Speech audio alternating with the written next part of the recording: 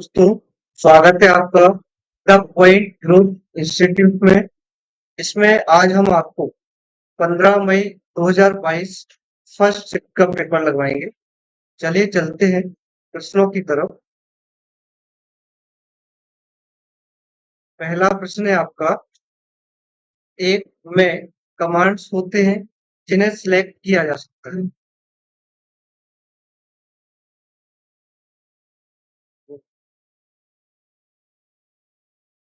एक मेन्यू में कई सारे कमांड्स होते हैं जिन्हें आप क्लिक करके कई सारे कमांड्स ओपन कर सकते हैं।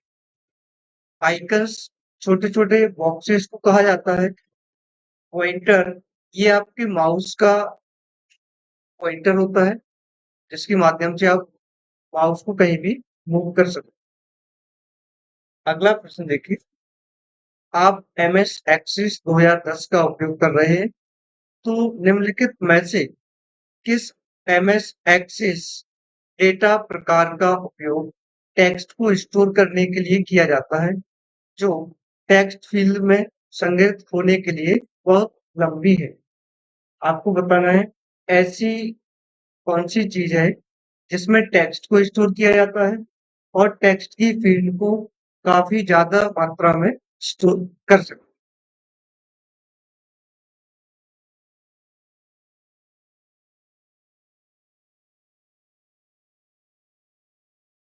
काफी मात्रा में डेटा स्टोर करने के लिए मेमो फील्ड का उपयोग किया जाता है। या आपके डीसीए सॉफ्टवेयर सब्जेक्ट जो है उसमें भी मिल जाएगा आपको देखने को। अगला प्रश्न देखते हैं, निम्नलिखित में से किसका प्रयोग डेटा को सीधे सेलों में संपादित करने के लिए करने की बजाय एक वर्कशीट में दर्ज और संपादित करने के लिए किया जाता है। किसका प्रयोग डेटा को सीधे सेलों में संपादित करने के बजाय वर्कशीट में दर्ज और संपादित करने के लिए किया जाता है। फॉर्मूला बार का उपयोग डेटा को सेल में एडिट ना करते हुए सीधा वर्कशीट में आप एडिट कर सकते हैं। टाइटल बार टाइटल बार जो है वो आपके वर्कशीट की फर्स्ट लाइन होती है। मेन्यू बार ये टाइटल बार की सेकंड पट्टी होती है जिसके माध्यम से आप कई सारे कमांड्स ओपन कर सकते हैं। नेम बॉक्स के माध्यम से आप किसी भी सेल एड्रेस पर जा सकते हैं बट उसमें एडिट करना संभव नहीं है। अगला प्रश्न देखते हैं, ऑपरेटिंग सिस्टम के संबंध में जीयूआई का आपको फुल फॉर्म बताना है। जीयूआई का फुल फॉर्म होता है यहाँ पे ग्राफिकल यूजर इंटरफेस। ये आपका ऑपरेटिंग सिस्टम का एक प्रकार है। अगर दूसरे ऑपरेटिंग सिस्टम की बात की जाए CLI, उसका फुल फॉर्म क्या रहेगा? कमांड लाइन इंटरफेस या कैरेक्टर यूजर इंटरफेस CUI। अगला प्रश्न देखते हैं, डेटा और प्रोग्राम के अस्थायी भंडारण के लिए प्रयोग की जाने वाली कंप्यूटर मेमोरी को क्या कहा जाता है? अस्थायी की बात की जा रही है, टेम्परेरी रूप से कौन सी मेमोरी में डेटा स्टोर किया जाता है? टेम्परेरी रूप से डेटा स्टोर करने के लिए रैम का उपयोग यहाँ पर किया जाता है। रोम जो होता है उसमें डेटा को स्थायी रूप से यानी परमानेंटली सेव किया जाता है। सेक्टर जो होते हैं वो हार्ड डिस्क के एक पार्ट है और ईईपीरोम जो है उसमें भी डेटा को स्थायी रूप से स्टोर किया जाता है। अगला कुछ देखते हैं, डिवाइस जो कंप्यूटर से जुड़े होते हैं जैसे मॉनिटर कीबोर्ड वह क्या कहलाते हैं? कंप्यूटर से जुड़े हुए सभी डिवाइसेस को पेरिफेरल्स डिवाइस कहा जाता है।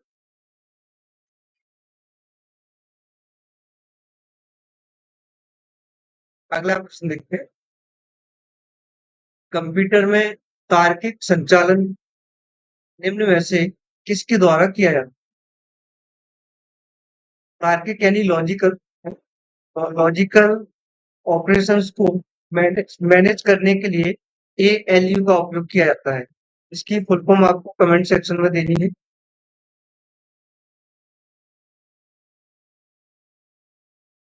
रजिस्टर जो होता है वो आपकी एक मेमोरी होती है जो सीपीयू के साथ मिलकर कार्य करती है। कंट्रोल यूनिट प्रोसेस किए गए सभी प्रोसेस को कंट्रोल करता है। मेमोरी यूनिट ये डेटा को स्टोर करने के काम में आती है। अगला प्रश्न, सभी सिस्टम घटकों को जोड़ता है और सिस्टम यूनिट के साथ संवाद करने के लिए इनपुट और आउटपुट डिवाइस को अनुमति देता है। ऐसा कौन सा है, क्या है जो सिस्टम के सभी घटकों को यानी सभी जितने भी कंपोनेंट्स हैं उनको जोड़ता है और उनको इनपुट और आउटपुट की अनुमति भी प्रदान करता है? कौन है ऐसा? मदर मदरबोर्ड जो होता है उसमें सारे हार्डवेयर कनेक्ट किए जाते हैं। मदरबोर्ड को पीसीआई भी कहा जाता है, sorry PCB, printed circuit board. अगला प्रश्न देख, लाइनेक्स में फाइल और डायरेक्टरी के नाम के साथ अनुमति प्रदर्शित करने के लिए इस कमांड के साथ निम्न में से किस विकल्प का उपयोग किया जाता है? ये पिछले पेपर में भी क्वेश्चन रिपीट हुआ है। और इसके साथ ये अपना सेकंड वाला ऑप्शन रहेगा। अगला प्रश्न देखते हैं, उपयोगकर्ता परिवर्तनीय यानी रीड ओनली मेमोरी, परिवर्तनीय बात की जा रही है, इरेंट है जो उपयोगकर्ताओं को किस एप्लीकेशन में संग्रहित डेटा को बार-बार मिटाने और पुनः प्रोग्राम करने की अनुमति देता है? आपको बताना है ऐसी कौन सी मेमोरी है जिसमें आप डेटा को कई बार परिवर्तित कर सकते हैं, लेकिन ये आपके रोम की एक प्रकार की होती है। तो रोम का प्रकार तो इनमें से एक ही है, ईईपी रोम। दोस्तों इसकी फुल फॉर्म आपको कमेंट सेक्शन में देनी है।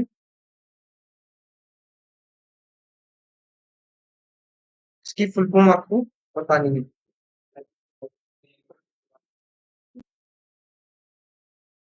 चलिए अगला प्रश्न देखते हैं, एक ऑर्गेनाइजेशन चार्ट एक डिसीजन ट्री, एक पिरामिड या मैट्रिक्स संरचना बना सकता है, एक प्रक्रिया में चरणों का वर्णन कर सकता है या एक समय रेखा में घटनाओं को प्रदर्शित कर सकता है। तो इस तरह का चार्ट क्या कहलाता है? Smart art.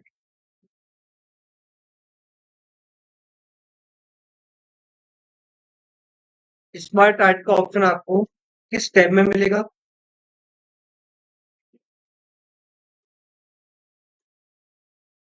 Insert tab. चलिए अगला प्रश्न देखते हैं, लोकल एरिया नेटवर्क के माध्यम से जुड़े कंप्यूटरों के बीच और साथ ही इंटरनेट प्रोटोकॉल के माध्यम से बड़े पैमाने की नेटवर्क पर संचार की अनुमति देता है।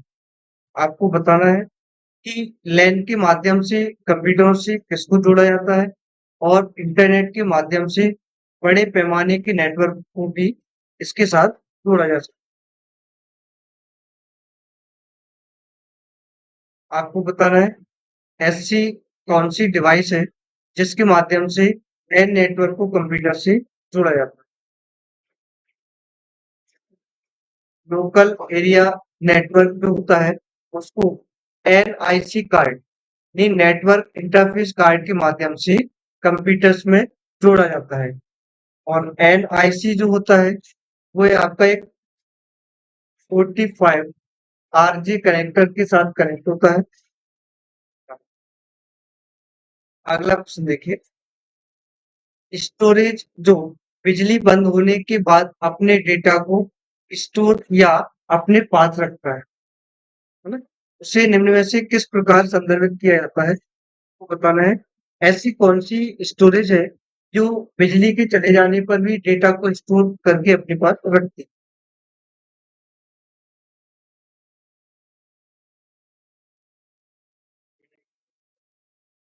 गैर अस्थिर यानी कि नॉन वोलेटाइल मेमोरी जो होती है वो आपकी परमानेंट मेमोरी होती है, जैसे कि रोम।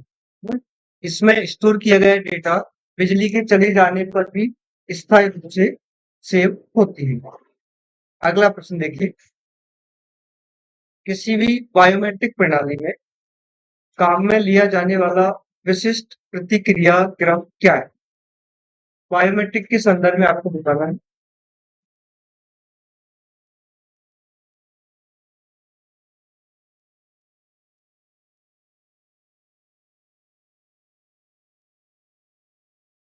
देखिए इसमें होता क्या है, सबसे पहले तो जिस व्यक्ति की बायोमेट्रिक ली जा रही है उसकी पहचान उसमें होती है, यानी उसको अधिकृत करना, उसकी जो पहचान होती है उसको कैप्चर किया जाता है।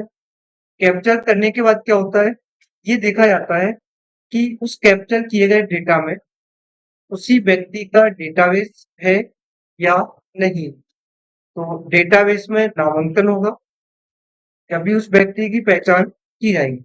फिर जो डेटाबेस प्राप्त हुआ है उस डेटाबेस से व्यक्ति की डेटा का मिलान किया जाएगा, और मिलान करने के बाद फाइनल डिसीजन लिया जाएगा कि यह डेटा उसी व्यक्ति का है या नहीं है। यानी पहले आपको अधिकृत करना होगा उस कैप्चर डेटा को, उसके बाद डेटा में नामांकन को देखना होगा कि ये वही व्यक्ति है या नहीं है। इसके बाद फिर आपको मिलान करना होगा, जब आप जाके फाइनल डिसीजन पर पहुंच पाए। अगला प्रश्न देखिए, ने डीवीडी का स्थान लिया। डीवीडी का स्थान किसने लिया है वो आपको बताना है। देखिए यहाँ पे अगर बात की जाए तो सीडी जो है वो डीवीडी से काफी पुरानी है, उसकी जगह नहीं ले सकती। चुंबकीय डिस्क जो होती है वो अपने आप में काफी ज्यादा मात्रा में भंडारण क्षमता रखती है, और इसका उपयोग हार्ड डिस्क के रूप में किया जाता है। चुंबकीय टैप जो होता है ये आपकी सिक्वेंशियल मेमोरी होती है, और जो डीवीडी का स्थान लेने वाली डिस्क है उसको वीआरडी या ब्लूरे डिस्क कहा जाता है। अभी प्रेजेंट में वीआरडी ही डीवीडी की जगह पर चल रही है। आपको वीआरडी या ब्लूरे डिस्क का मेमोरी साइज होता है वो आपको कमेंट सेक्शन में देना है। वीआरडी का मेमोरी साइज। अगला प्रश्न देखते हैं, पहुंच नियंत्रण प्रणाली axis control system. Axis control system का एक उदाहरण।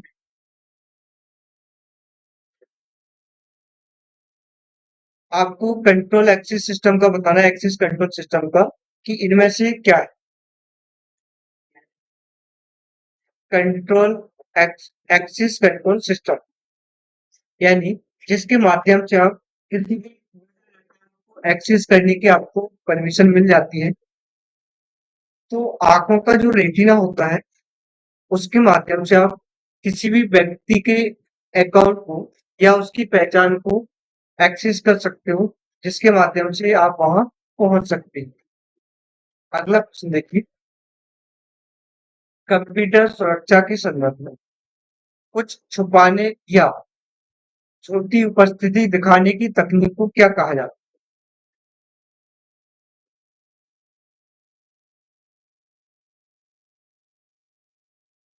कंप्यूटर सुरक्षा के संदर्भ में कुछ छुपाने या झूठी उपस्थिति को दिखाने की तकनीक को क्या कहा जाता है?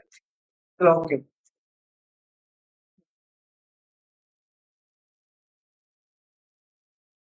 चलिए अगला प्रश्न देखते हैं, प्रिंटर ड्राइवर क्या है वो आपको बताना है। प्रिंटर ड्राइवर क्या होता है? ये एक सॉफ्टवेयर है जिसका उपयोग प्रिंटर्स को चलाने के लिए उपयोग किया जाता है। किसी भी हार्डवेयर को चलाने के लिए एक निश्चित सॉफ्टवेयर का उपयोग किया जाता है, और उस सॉफ्टवेयर को उस डिवाइस का ड्राइवर कहा जाता है। अगला प्रश्न देखते हैं, यूनिक्स ऑपरेटिंग सिस्टम के संबंध में निम्नलिखित में से कौन सा कथन असत्य है? आपको यूनिक्स के संदर्भ में बताना है।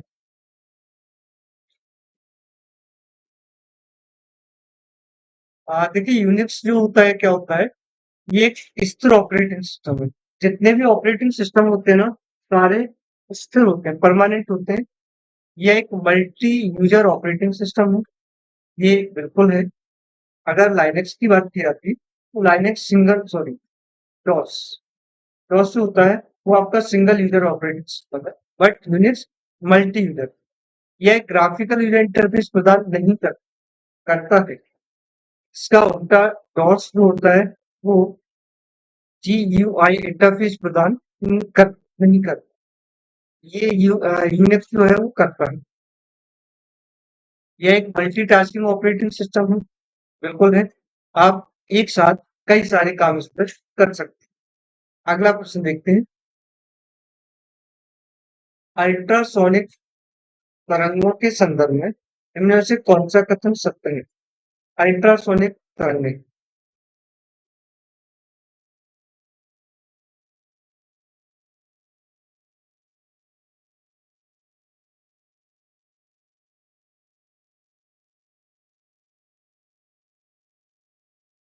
अल्ट्रासोनिक जो तरंगें होती हैं वो क्या होता है? अल्ट्रासोनिक ट्रांसड्यूसर एक ऐसा उपकरण है जिसका उपयोग किसी अन्य प्रकार की ऊर्जा को अल्ट्रासोनिक है कंपन में बदलने के लिए इसका उपयोग किया जाता है।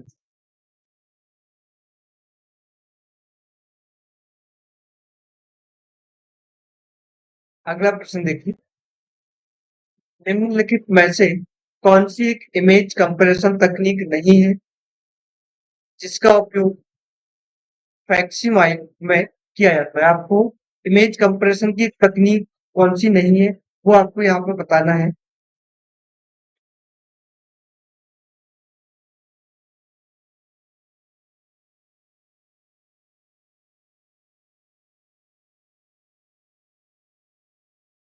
देखिए मॉडिफाइड जो है, मॉडिफाइड हाफ में ये भी आपकी एक तकनीक है इमेज कंप्रेशन के लिए। मॉडिफाइड रीड ये भी है, और मॉडिफाइड रीड ये भी ऑप्शन है आपका। सुपर मॉडिफाइड हाफ में ये आपका इमेज कंप्रेशन नहीं है। चलिए, अगले प्रश्न की ओर चलते हैं। क्लास डी से संबंधित आईपी एड्रेस के पहले ऑक्टेट के उच्च ऑर्डर बिट्स हमेशा किस रेट पर होंगे?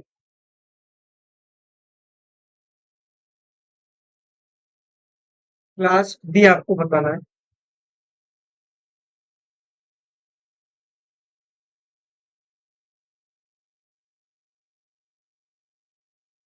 क्लास डी,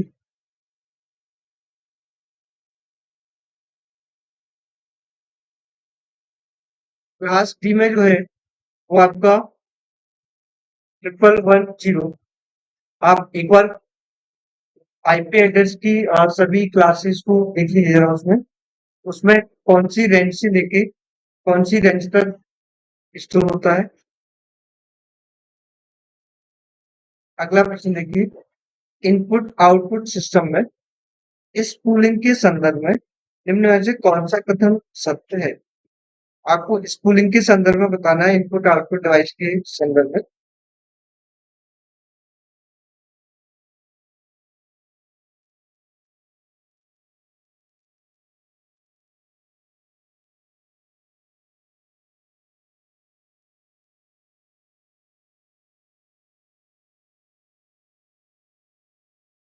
इनपुट आउटपुट के संदर्भ में स्पूलिंग का जो अर्थ होता है, ये बफरिंग की तुलना में स्पूलिंग अधिक कुशल होता है।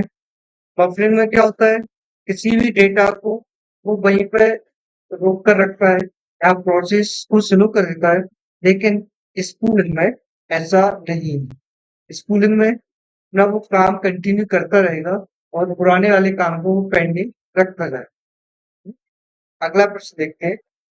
कमांड का उपयोग वर्तमान कार्यशील निर्देशिका के स्थान को प्रदर्शित करता है। तो आपको यहाँ पे बताना है कि जो वर्तमान कार्यशील निर्देशिका है, PWT, प्रेजेंट वर्किंग डायरेक्टरी। इसका उपयोग जो होता है, उसका प्रयोग वर्तमान डायरेक्टरी का पता लगाने के लिए किया जाता है। अगला प्रश्न देखिए, निम्न में से कौन सा प्रोटोकॉल इंटरनेट के कामकाज के लिए सबसे महत्वपूर्ण? इंटरनेट प्रोटोकॉल सबसे महत्वपूर्ण प्रोटोकॉल है, कौन सा है? टीसीपी आईपी जो प्रोटोकॉल होता है इंटरनेट को एक्सेस करने के लिए, ये सबसे महत्वपूर्ण प्रोटोकॉल होता है। अगला प्रश्न देखते हैं, एचटीएमएल पेज को पढ़ने के लिए इनमें से किसका उपयोग किया जाता है?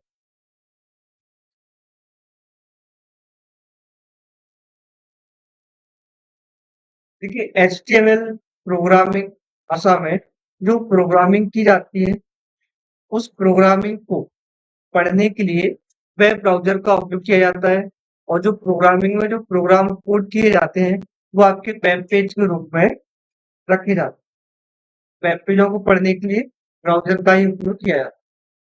अगला प्रश्न देखिए,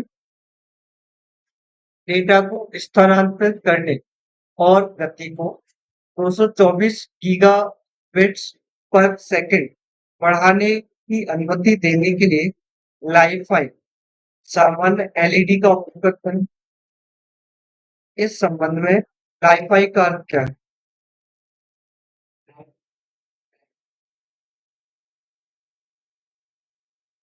यहाँ पर आपको लाइ-फाई का फुल फॉर्म बताना है। वाई-फाई का फुल फॉर्म तो सभी को पता होगा। लाइट फिडेलिटी जो होता है, लाइ-फाई का फुल फॉर्म अपना होता है। अगला प्रश्न, गूगल क्रोम में यदि टेक्स्ट ठीक से दिखाई नहीं दे रहा है, तो आप टेक्स्ट का आकार कैसे बढ़ाएंगे?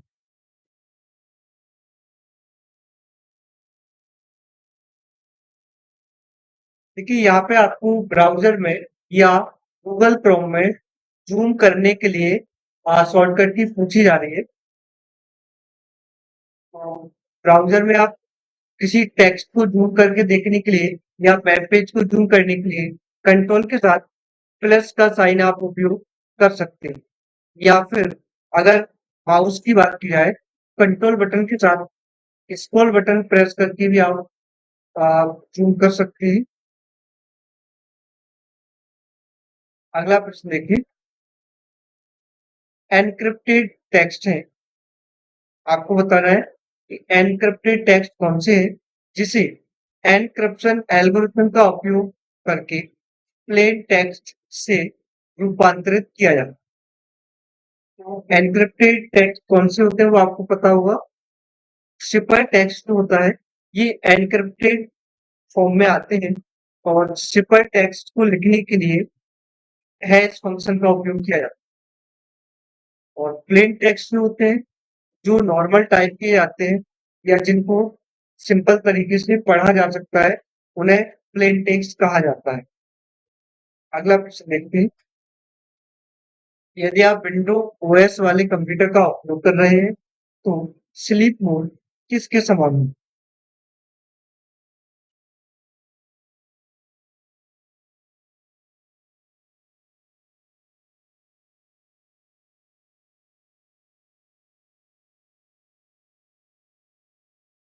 देखिए, अगर आप ऑपरेटिंग सिस्टम का उपयोग कर रहे हैं, तो स्लीप मोड जो होता है, वो स्टैंड बाय मोड भी कहा जाता है। स्टैंड बाय मोड में क्या होता है, कुछ टाइम के लिए वो पावर लेना कम कर देता है। हाइबरनेट में ये पावर को बिल्कुल ही कम कर देगा, और ये आपका शटडाउन की पोजीशन में चला जाता है। जब आप इसको दोबारा से स्टार्ट करते हैं, तो प्रोग्राम आपको वही मिल जाएंगे, लेकिन ये दोबारा से अपना पावर देना शुरू कर देगा। और शटडाउन मोड में क्या होगा, कंप्यूटर आपका पूरी तरह से बंद हो जाएगा।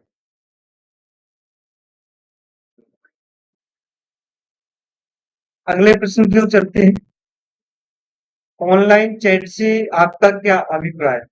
ऑनलाइन चैट जो होती है, वो आपको यहाँ पर बतानी है।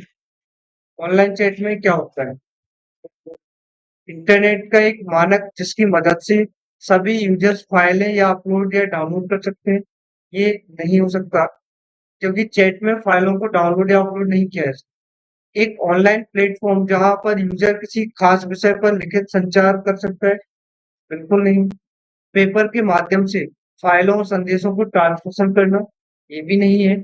तो या दूसरे अधिक उपभोक्ताओं के बीच एक वास्तविक real time on time text message होना, ये आपका चैट कहलाता है। रियल टाइम जो होता है वो सेम उसी टाइम पर होना चाहिए जब सामने वाला व्यक्ति ऑनलाइन वर्क कर रहा है। अगला प्रश्न देखते हैं। एक वेबसाइट का पहला पेज जो आप देखते हैं उसे क्या कहा जाता है? और इंटरनेट के किसी भी पेज को क्या कहते हैं? इंटरनेट के किसी भी पेज को वेब पेज कहा जाता है और किसी वेबसाइट का पहला पेज जो होता है उसे होम पेज कहा जाता है। अगला प्रश्न देखते हैं। निम्नलिखित में से कौन सा ब्राउज़र माइक्रोसॉफ्ट के द्वारा विकसित किया गया? आपको बताना है माइक्रोसॉफ्ट का यहाँ पर कौन सा ब्राउज़र है? इंटरनेट एक्सप्लोरर जो है वो माइक्रोसॉफ्ट कंपनी का ब्राउज़र है जो कि विंडोज 7 तक डिफ़ॉल्ट ब्राउज़र के रूप में कार्य करता है। अगला प्रश्न देखते हैं। एक शब्द है जो अवांछित और अनचाहे ईमेल के लिए दिया गया है। स्पैम जो होता है उसका उपयोग अनवांटेड या अवांछित ईमेल्स के लिए नाम दिया गया है। ट्रैश ईमेल का ही एक फ़ोल्डर होता है जहाँ पर ट्रैश फ़ोल्डर में कौन-से ईमेल को रखा जाता है? डिलीट किए गए मेल्स जो कि 30 दिनों तक इसमें स्टोर होते हैं। अगला प्रश्न देखते हैं। ट्रैक चेंज एमएस वर्ड 2016 में निम्न में से किस टैब में उपलब्ध होता है? ट्रैक चेंज आपको बताना है।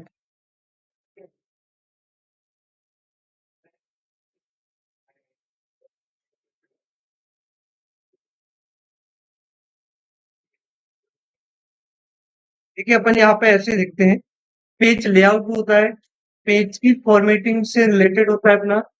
रेफरेंस टैब जो होता है वो टेबल ऑफ कंटेंट बिब्लियोग्राफी वगैरह या एंड नोट फुट नोट ये सब इंसर्ट करने के लिए किया जाता है। और रिव्यू टैब जो होता है ये आपका डॉक्यूमेंट्स को रिव्यू करने के लिए यानी कि डॉक्यूमेंट्स को दोबारा से चेक करने के लिए पढ़ने के लिए। और ट्रैक चेंज ऑप्शन रिव्यू का ही एक अपना कमांड्स होता है। और व्यू टैब में व्यू टैब में डॉक्यूमेंट व्यू से रिलेटेड कमांड्स अपनी दी हुई होती है। अगला प्रश्न देखिए। एमएस वर्ड 2016 में डॉक्यूमेंट्स या चयनित टेक्स्ट में वर्तनी और व्याकरण की जांच करने हेतु कौन सी शॉर्टकट की उपयोग की जाती है? एमएस वर्ड में स्पेलिंग और ग्रामर चेक के लिए F7 का उपयोग किया जाता है। F1 का उपयोग क्यों किया जाता है एमएस वर्ड में? हेल्प मेन्यू के लिए। और F8 का आप बताएंगे? F8 का उपयोग सिलेक्टेड मोड को बढ़ाने के लिए। अगला प्रश्न देखिए। एमएस पावर पॉइंट में टेक्स्ट बॉक्स के अंत में जाने के लिए किस कुंजी का उपयोग किया है? टेक्स्ट बॉक्स के अंत में जाने कंट्रोल एंड के माध्यम से आप किसी भी टेक्स्ट बॉक्स के एंड में जा सकते हैं। अकेला एंड के माध्यम से आप किसी भी लाइन के अंत में आप जा सकते हैं। एस्केप ये आपका पावर पॉइंट प्ले को स्केप करने के लिए या बंद करने के लिए उपयोग किया जाता है। अगला प्रश्न देखते हैं। निम्नलिखित में से कौन सा सुपर कंप्यूटर हाल ही में भारतीय विज्ञान संस्थान द्वारा 2022 में लॉन्च किया गया?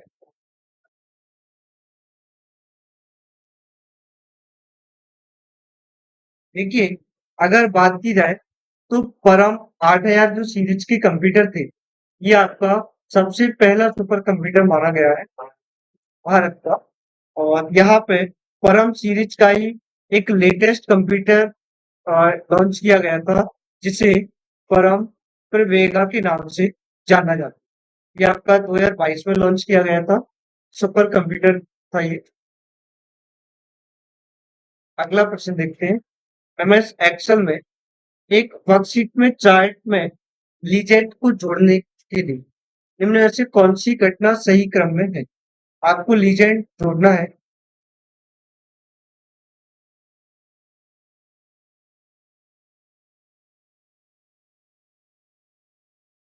लीजेंड को कहाँ जोड़ा जाता है, आप मुझे ये बताइए। लीजेंड को चार्ट के डेटा के रूप में पर उसको जोड़ सकते हैं। जब भी आपको चार्ट में किसी डेटा को जोड़ना हो या उसमें संशोधन करना हो, सबसे पहले आपको चार्ट को सिलेक्ट करना हो। चार्ट सिलेक्ट करने के बाद फिर आपको chart element option chart element option में जाने के बाद आप इसमें लीजेंड को जोड़ सकते हैं। तो इस तरह से आपका पहला ऑप्शन जो है वो सही होगा। चार्ट चार्ट के बाद आपको चार्ट एलिमेंट्स में जाना होगा और फिर चार्ट लीजेंड आपको सिलेक्ट करना होगा। अगला प्रश्न देखिए। एमएस एक्सेल में तृतीय लंबवत अक्षरेखा सेकेंडरी वर्टिकल एक्सिस का परिणाम निम्नलिखित में से क्या दर्शाता है? वर्टिकल जो लाइन होती है, वर्टिकल, आपको बताना है।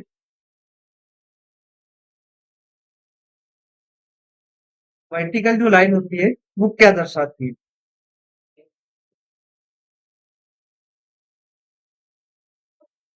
वर्टिकल जो लाइन होती है वो संबंधित डेटा श्रृंखलाओं के मूल्य को दर्शाती है। अगला प्रश्न देखिए। प्लॉट क्षेत्र और उसके बाहर का क्षेत्र जिसमें लेवल और लीजेंड अक्सर एक्सेल में दिखाई देते हैं, उसे क्या कहा जाता है?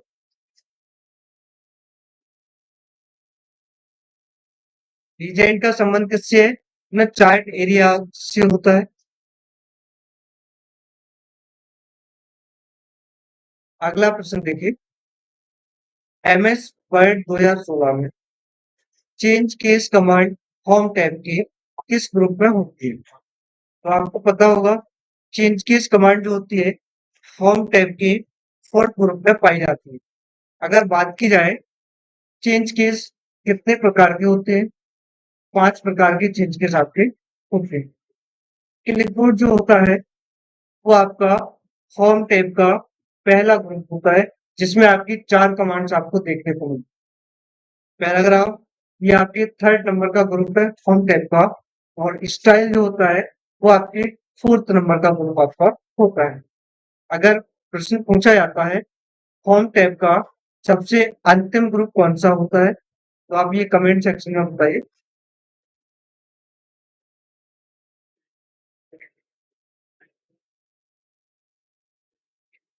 अगला प्रश्न देखते हैं। एमएस वर्ड में लेटर पेज साइज का डायमेंशन 8.5 इंच बटा कितना होता है? आपको बताना है। एमएस वर्ड में अगर कोई पेज साइज आपने ले लिया हुआ है, तो अगर उसकी चौड़ाई 8.5 इंच है तो उसकी लंबाई कितनी होगी?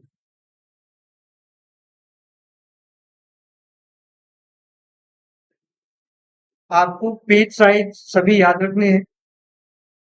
लेटर पेज साइज का जो लंबाई होती है वो 11 इंच होती है और चौड़ाई इसकी 8.5 इंच होती है। अगर यहाँ पर ए फोर साइज के पेपर की बात की जाती है, तो ए फोर साइज का पेपर आपको कमेंट सेक्शन में देना है।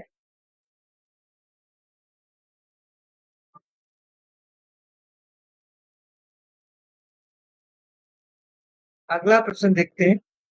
जब सामान्य मार्जिन का चयन किया जाता है, नॉर्मल मार्जिन यहाँ पर सिलेक्ट किया जा रहा है, तो 2016 में टॉप और बॉटम मार्जिन क्या होगा वो आपको बताना है।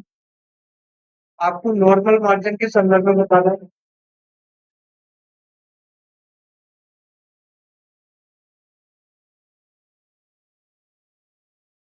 नॉर्मल जो मार्जिन होता है एमएस वर्ड 2016 में वो चारों तरफ 111 आपका दिया हुआ होगा।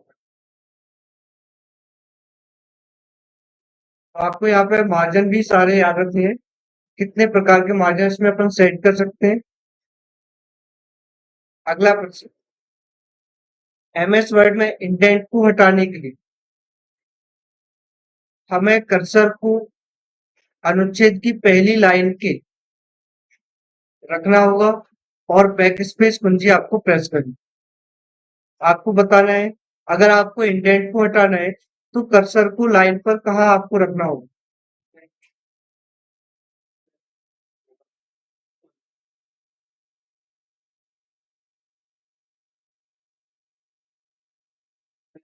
अगर आपको इंडेंट को हटाना है, इंडेंट को हटाने के लिए आपको कर्सर को लाइन के स्टार्टिंग में ही आपको रखना होगा, यानी कि लाइन के प्रारंभ में ही आपको रखना होगा। यहाँ पर किसी शब्द से आपका कोई मतलब नहीं होना चाहिए।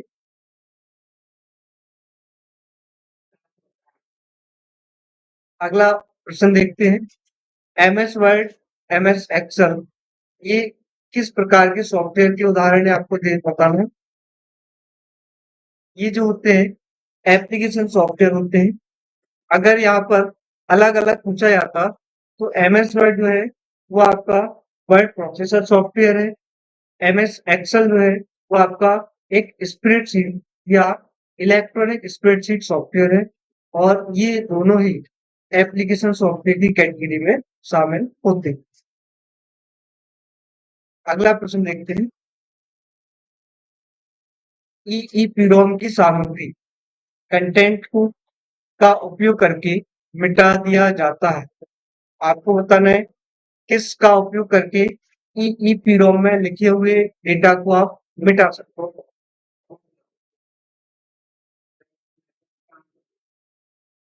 ईईपीरोम में लिखे गए डेटा को अल्ट्रावायलेट किरणों के माध्यम से आप हटा सकते हैं। यूवी किरणें जो होती है उनके माध्यम से आप इलेक्ट्रॉनिक रूप से डेटा को मिटा सकते हैं। अगला प्रश्न देखिए, विंडो में एप्लीकेशन को बंद करने के लिए, विंडो में एप्लीकेशन को बंद करने के लिए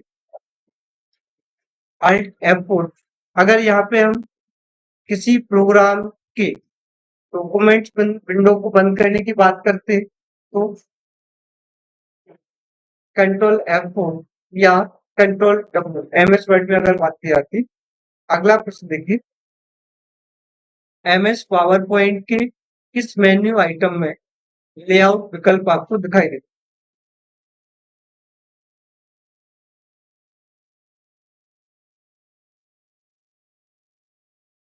देखिए अगर यहाँ पे हम बात की जाए जो लेआउट ऑप्शन होता है एमएस पावर पॉइंट, ये आपको फॉर्म टैब में ही दिखाई देता है, क्योंकि यहीं से आप स्लाइड के अलग अलग लेआउट्स को ले सको।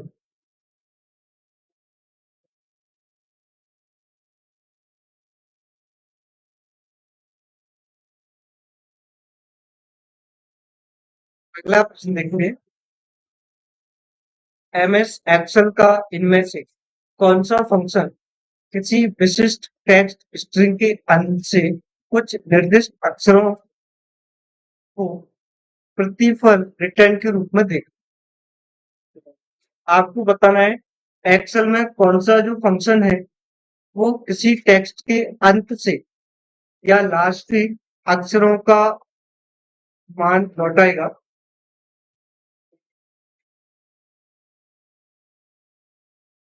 देखिए अगर हम बात की जाए, आपने कैरेक्टर फंक्शन या टेक्स्ट फंक्शन पढ़े होंगे, उनमें से आपको बताना है कि कौन सा फंक्शन किसी वर्ड के अंतिम अक्षरों को रिटर्न करता है। अंतिम अक्षर यानी कि उस वर्ड के राइट साइड से या किसी सेल के राइट साइड से। तो यहाँ पर राइट फंक्शन जो है राइट फंक्शन जो है वो है किसी सेल के अंत से जितने अक्षरों को आप लेना चाहते हैं, जितने टेक्स्ट को आप लेना चाहते हैं, उतने ही टेक्स्ट को आपको रिटर्न करेगा। लेफ्ट फंक्शन जो होता है सेल के लेफ्ट साइड से अक्षरों को रिटर्न करता है, जितनी वैल्यू आप उसमें लिखेंगे। अगला क्वेश्चन देखते हैं। पीएमटी जो फंक्शन है वो आपका फाइनेंशियल फंक्शन है, जिसमें ब्याज की गणना करने के लिए या मंथली किस्त की गणना करने के लिए इसका उपयोग किया जाता है। अगला प्रश्न देखिए। वीडियो कॉल में 3 या अधिक स्थान परस्पर जुड़े होते हैं, जहां सभी प्रतिभागी एक दूसरे को देख और सुन सकते हैं। आपको बताना है किसके माध्यम से 3 या इससे अधिक व्यक्ति आपस में जुड़ सकते हैं। मल्टी पॉइंट जो होता है इसके माध्यम से कई सारे व्यक्ति वीडियो कॉल में आपस में जुड़ सकते हैं। अगला प्रश्न देखते हैं। एमएस एक्सेल में को 1 से आगे तक क्रमांकित किया जाता है। आपको यहाँ पर दे रहा है 1 से 1 2 3 जो लिखे होते हैं, काउंटिंग जो लिखी होती है, 1 से आगे तक उनकी किसकी हेडिंग होती है वो आपको दे रही है। रो जो हेडिंग होती है वो आपके एक्सेल में 1 2 3 के रूप में दी होती है, और कॉलम हेडिंग जो होती है वो आपके अल्फाबेट के रूप में दी होती है। दोस्तों आज का ये पेपर आपका समाप्त हुआ। आपका स्कोर कितना रहा कमेंट सेक्शन में आप बताइए। वीडियो अच्छा लगे तो सब्सक्राइब, लाइक एंड शेयर जरूर कीजिए। धन्यवाद।